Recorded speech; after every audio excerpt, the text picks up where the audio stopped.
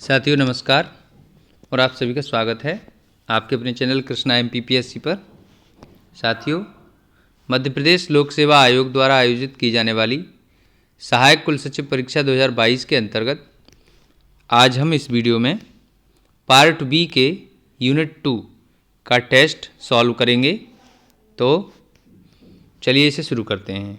ठीक है, देखिए पहला क्वेश्चन यहाँ पर है, राज्य लोक सेवा आयोग यानी कि स्टेट पब्लिक सर्विस कमीशन का गठन भारतीय संविधान के किस भाग में किया गया है। ठीक है, देखिए भाग 12, भाग 13, भाग 14 या फिर भाग 15।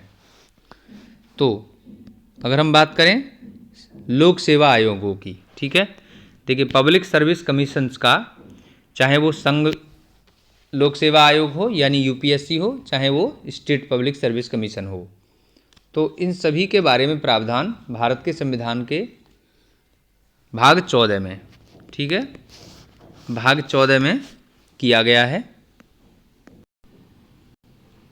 ठीक है, तो भाग 14 में राज्य लोक सेवा आयोगों का गठन और संघ लोक सेवा आयोग का गठन के बारे में प्रावधान किया गया है। ठीक है, तो चलिए आगे देखते हैं अगला प्रश्न है, ये कह रहे हैं मध्य प्रदेश लोक सेवा आयोग का मुख्यालय है। देखिए मध्य प्रदेश लोक सेवा आयोग का मुख्यालय यानी MPPSC का हेड ऑफिस पूछ रहे हैं। ठीक है, तो ये कहाँ है? भोपाल में, इंदौर में, ग्वालियर में या फिर जबलपुर में। तो मध्य प्रदेश लोक सेवा आयोग का मुख्यालय कहाँ है? इंदौर में। ठीक है, इंदौर में है ये। देखिए मध्य प्रदेश लोक सेवा आयोग की अगर बात करें तो देखिए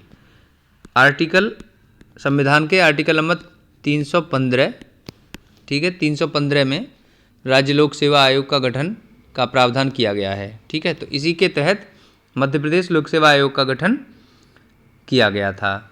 ठीक है, कब किया गया था? 1956 में किया गया था। ठीक है, अब देखिए इन्होंने यानी कि MPPSC ने पहली परीक्षा का आयोजन यानी प्रथम परीक्षा की बात करें, देखिए दोस्तों प्रथम परीक्षा का आयोजन कब कराया था? देखिए प्रथम परीक्षा 1958 में आयोजित करवाई थी इन्होंने। ठीक है, 1958 में। सही है। देखिए इसके अलावा अगर हम बात करें कि इसके पहले अध्यक्ष कौन थे, तो देखिए MPPSC के पहले अध्यक्ष की बात कर रहे हैं तो वो थे DB रेगे। ठीक है, DB रेगे इसके पहले अध्यक्ष थे। ठीक, और मुख्यालय हमने अभी देख लिया, ये इंदौर में है। ठीक है, तो चलिए आगे देखते हैं अगला प्रश्न है, देखिए कह रहे हैं राज्य लोक सेवा आयोग के कार्यक्षेत्र का विस्तार कौन कर सकता है। ठीक है, देखिए संसद, राज्यपाल, राष्ट्रपति या फिर राज्य विधानमंडल अधिनियम के द्वारा इसका जो है कार्यक्षेत्र का विस्तार। अब देखिए यहाँ क्या है कि राज्य लोक सेवा आयोग किसी एक राज्य में ही काम करेगा। ठीक है, तो जब राज्य का विस्तार होगा तभी जो है उसके लोक सेवा आयोग का विस्तार हो सकता है। ठीक है, या फिर इसके अलावा अन्य कोई विकल्प ये हो सकता है कि कोई जॉइंट पब्लिक सर्विस कमीशन बनाया जाए। ठीक है, तो यहाँ पर क्या है, कार्यक्षेत्र के विस्तार की बात कर रहे हैं, तो किसी पब्लिक सर्विस कमीशन का विस्तार या कार्यक्षेत्र का विस्तार केवल संसद ही कर सकती है। ठीक है, तो ये संसद की शक्ति है। ठीक है, चलिए अगला देखते हैं अगला प्रश्न। देखिए यहाँ अगला प्रश्न है, सार्वजनिक उपक्रम समिति, ठीक है, किसकी सिफारिश से स्वतंत्र भारत में गठित हुई। ठीक है, देखिए ARC 1966, लंका सुंदरम समिति, कृष्णा मेनन समिति या फिर गोरवाला रिपोर्ट। देखिए दोस्तों यहाँ क्या है कि जो ये सार्वजनिक उपक्रम समिति है, ठीक है, ठीक है, देखिए दोस्तों इसको अगर हम बात करें सार्वजनिक उपक्रम समिति, ठीक है, तो इसका जो गठन हुआ वह कृष्णा मेनन समिति की सिफारिश पर किया गया था।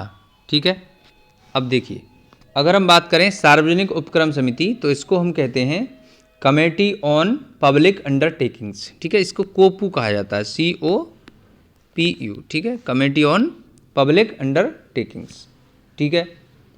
अब देखिए यहाँ क्या है कि अगर हम बात करें, देखिए ठीक है, देखिए इसका टेन्योर की बात करें तो यानी कि इसका कार्यकाल जो रहता है वो 1 वर्ष का रहता है, ठीक है, 1 वर्ष, 1 वर्ष के लिए गठित की जाती है, फिर नए सिरे से गठित की जाती है, ठीक है। अब देखिए, तो अब हम बात करें इसमें, देखिए इसके सदस्यों की बात करें, अगर हम कोपू के सदस्य कितने कितने होते हैं, देखिए कोपू में जो सदस्य होते हैं वे 22 सदस्य होते हैं, ठीक है, 22 सदस्य। 22 सदस्यों की संरचना क्या है, देखिए दोस्तों 22 सदस्यों की संरचना 15 सदस्य लोकसभा के होते हैं और 7 सदस्य राज्यसभा से लिए जाते हैं, ठीक है, ठीक है। इसके अलावा अगर बात करें इसके अध्यक्ष की, तो इसका अध्यक्ष जो है हमेशा लोकसभा स्पीकर के द्वारा नियुक्त किए जाता है, ठीक है। लोकसभा अध्यक्ष इसका अध्यक्ष को चुनते हैं, ठीक है। तो ये चीज़ है। देखिए दोस्तों, इसमें आगे एक चीज़ और है कि कृष्णा मेनन समिति की सिफारिश पर सार्वजनिक उपक्रम समिति का गठन किया गया था। तो ये कब किया गया था, तो देखिए ये जो है 1964 में इसका गठन हुआ था और 1964 में कृष्णा मेनन समिति की सिफारिश पर यह कोपू को बनाया गया था, ठीक है। चलिए आगे देखते हैं, अगला प्रश्न देखते हैं।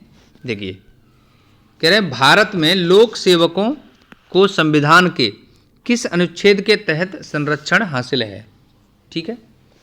देखिए लोक सेवकों को संविधान के अनुच्छेद 309, अनुच्छेद 110, अनुच्छेद 311 या फिर अनुच्छेद 312, ठीक है।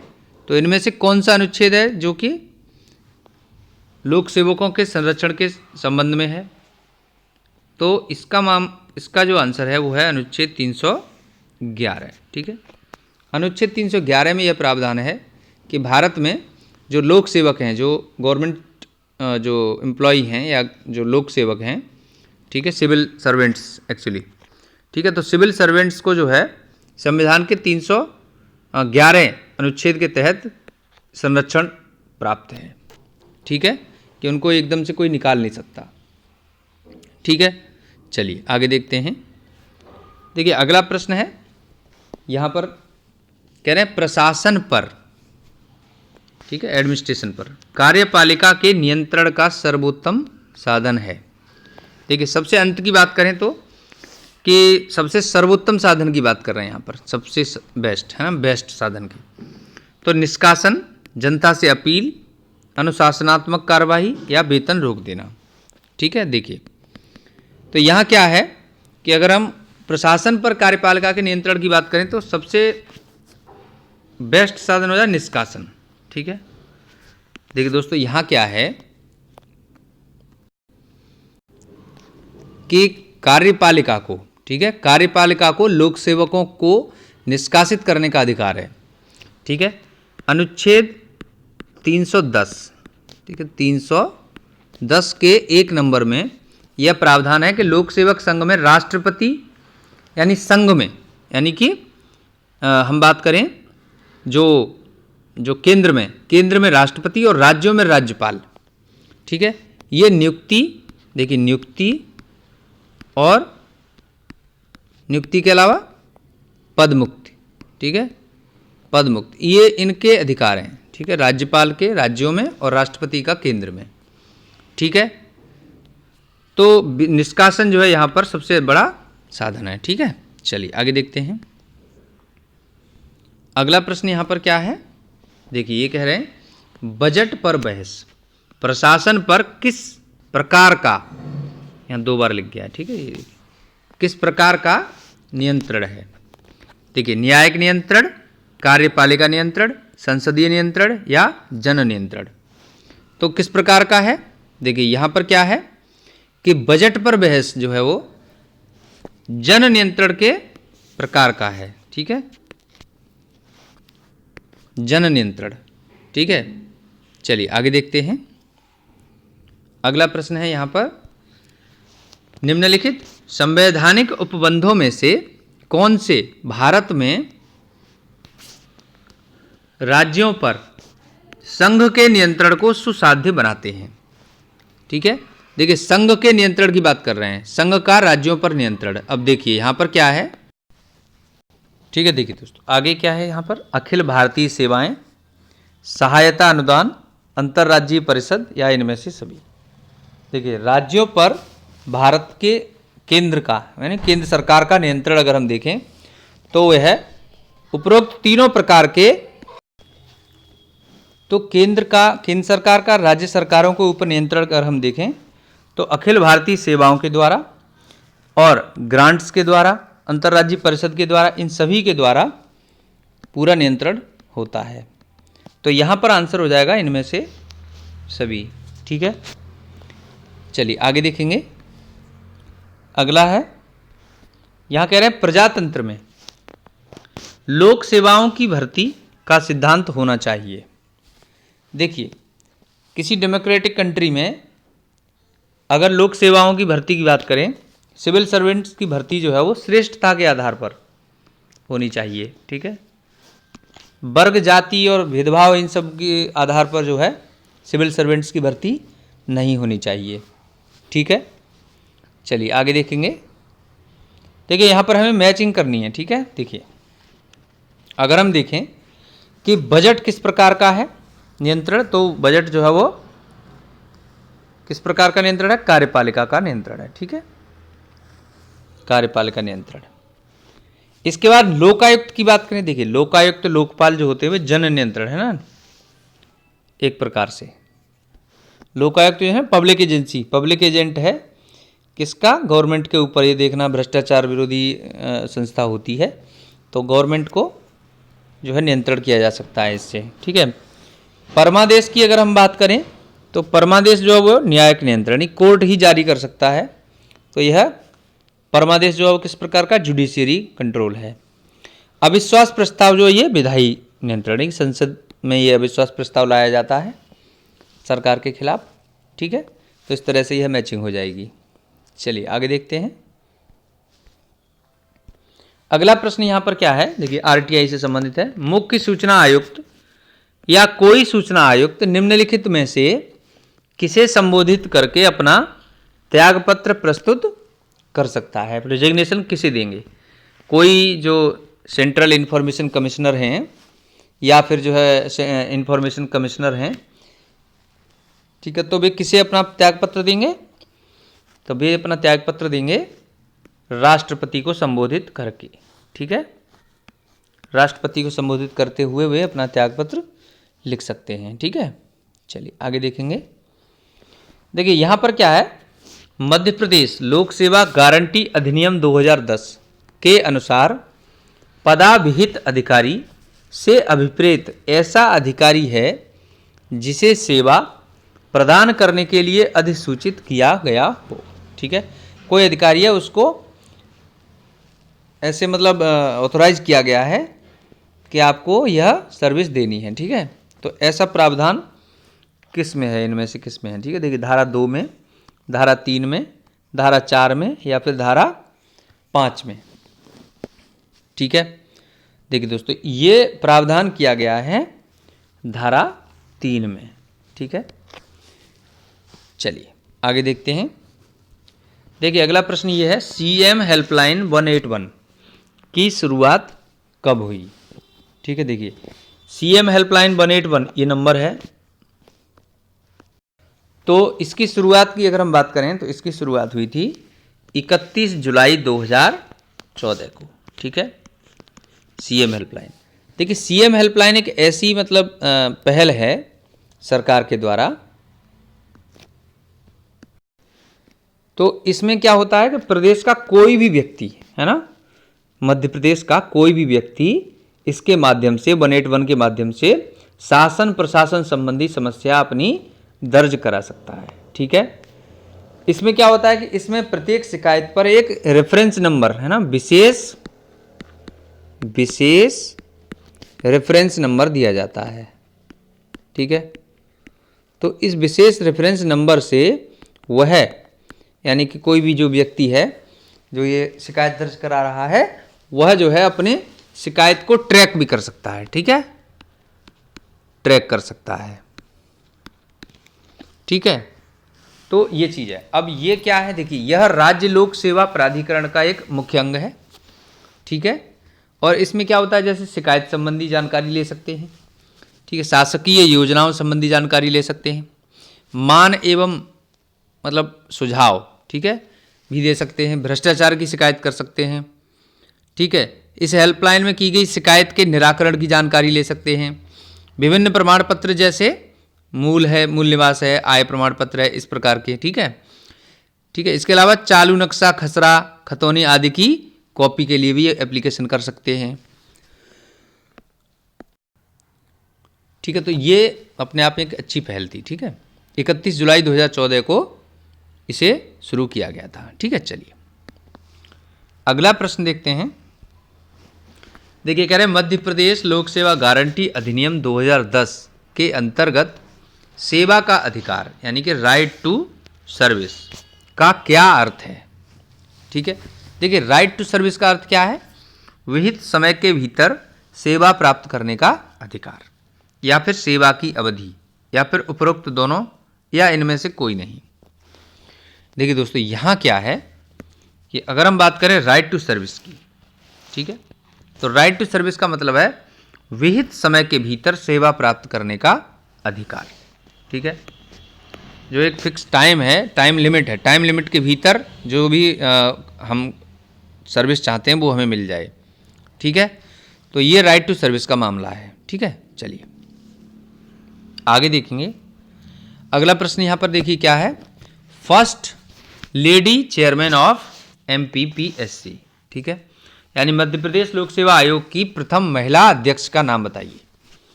देखिए सरला ग्रेवाल, निर्मला बुच, आशा गोपाल, या उपरोक्त में से कोई नहीं। ठीक है, देखिए दोस्तों मध्य प्रदेश लोक सेवा आयोग की पहली महिला अध्यक्ष के बारे में बात करें तो यहां आंसर होगा उपरोक्त में से कोई नहीं। ठीक है, ठीक है, ये उत्तर इसलिए है क्योंकि अब तक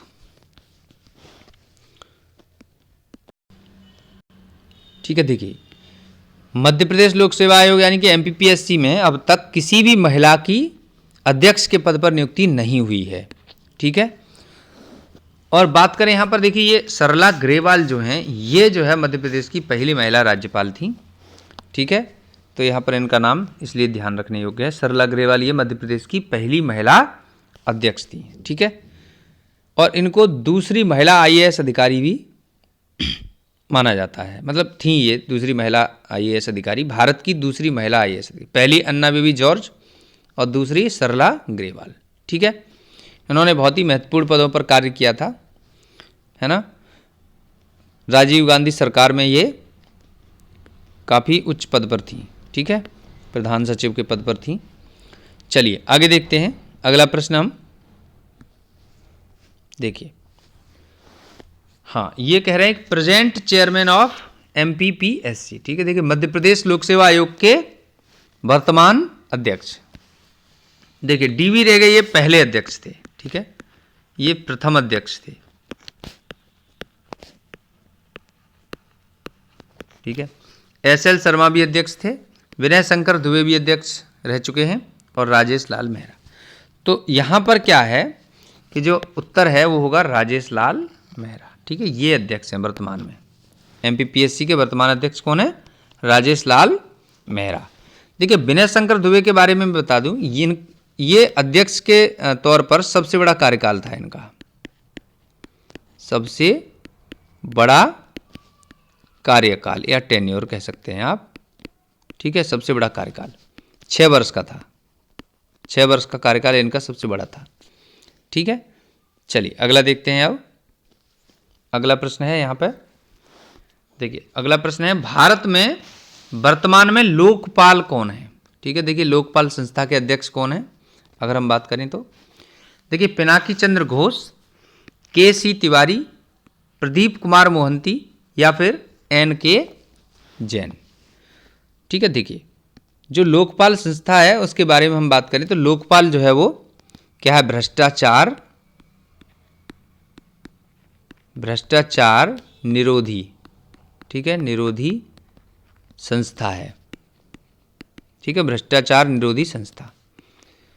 तो अब इस लोकपाल के अध्यक्ष अगर हम देखें कि पिनाकी चंद्र घोष जो है पहले प्रथम लोकपाल के अध्यक्ष थे। ठीक है, प्रथम अध्यक्ष। ठीक है, इसके बाद वर्तमान में अगर हम देखें तो वो हैं प्रदीप कुमार मोहंती। ठीक है, न्यायमूर्ति प्रदीप कुमार मोहंती इस समय वर्तमान में, ठीक है, अध्यक्ष हैं। ठीक है, वर्तमान में लोकपाल के अध्यक्ष हैं। ठीक है, चलिए आगे देखते हैं अगला। देखिए अगला प्रश्न है, ये कह रहा है कि मध्य प्रदेश के वर्तमान लोकायुक्त कौन है। ठीक है, ये याद रखने वाली बात है, इंपॉर्टेंट क्वेश्चन है, पूछा जा सकता है। मध्य प्रदेश के वर्तमान लोकायुक्त। ठीक है, देखिए रेवा क्षेत्रपाल, M.L. ताहिलियानी, नवल किशोर या फिर N.K. गुप्ता। तो देखिए दोस्तों, अगर हम बात कर रहे हैं यहाँ पे मध्य प्रदेश के वर्तमान लोकायुक्त की तो वे हैं N.K. गुप्ता। ठीक है, नरेश कुमार गुप्ता इस समय वर्तमान में मध्य प्रदेश के वर्तमान लोकायुक्त हैं। ठीक है, तो ये जो है याद रखने वाली बात है। ठीक है, चलिए हाँ दोस्तों, हमने अभी असिस्टेंट रजिस्ट्रार परीक्षा 2022 के पेपर के पार्ट बी की यूनिट 2 का ये टेस्ट पेपर हल किया। ठीक है, यदि आपको यह वीडियो अच्छा लगा है, हेल्पफुल लगता है, अच्छा लगता है तो आप इसे लाइक करें, शेयर करें और कमेंट करें और अपने दोस्तों में शेयर करें। और यदि आप चैनल पर नए जुड़े हैं तो इसे सब्सक्राइब कर लीजिए और बेल आइकन प्रेस कर लीजिए ताकि आपको आने वाले सभी टेस्ट पेपर और अन्य वीडियोज़ सबसे पहले मिल सकें। मिलते हैं अगले टेस्ट में, तब तक के लिए धन्यवाद।